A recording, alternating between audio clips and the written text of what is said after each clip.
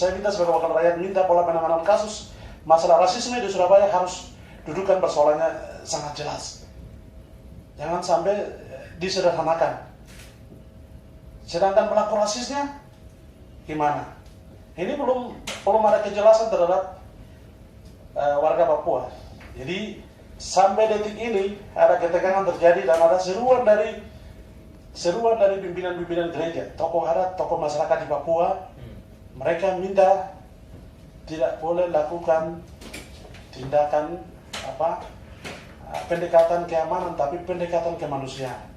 Kita sama-sama dengan kepala dingin menyelesaikan kasus rasisme harus benar-benar dituntaskan. Tidak perlu lagi pendekatan keamanan dan pendekatan kemanusiaan. Mari kita berdialog, membuka negara, memberi ruang supaya bisa berdialog dengan orang Papua. Bila perlu kelompok yang berseberangan pun bisa dilibatkan, mereka undang mereka. Kelompok yang selama ini ada perseberangan, mari ajak mereka berdialog.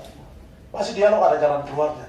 Aceh diberi ruang untuk berdialog dengan cara-cara yang santun, beretika dan bermartabat. Tapi kok masalah Papua ini dibiarkan berlarut-larut. Jangan biara masalah. Nah, jadi saya rasa itu saja. Saya minta sebagai wakil rakyat minta pola penanganan kasus masalah rasisme di Surabaya harus dudukan persoalannya sangat jelas. Jangan sampai disederhanakan. Sedangkan pelaku rasisnya gimana? Ini belum ada kejelasan terhadap warga Papua. Jadi sampai detik ini ada ketegangan terjadi dan ada seruan dari pimpinan-pimpinan gereja, tokoh adat, tokoh masyarakat di Papua. Mereka minta tidak boleh lakukan tindakan pendekatan keamanan, tapi pendekatan kemanusiaan. Kita sama-sama dengan kepala dingin menyelesaikan kasus rasisme harus benar-benar dituntaskan.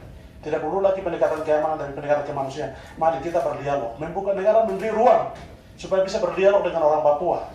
Bila perlu kelompok yang berseberangan pun bisa dilibatkan, mereka undang mereka. Kelompok yang selama ini ada perseberangan, mari ajak mereka berdialog. Pasti dialog ada jalan keluarnya.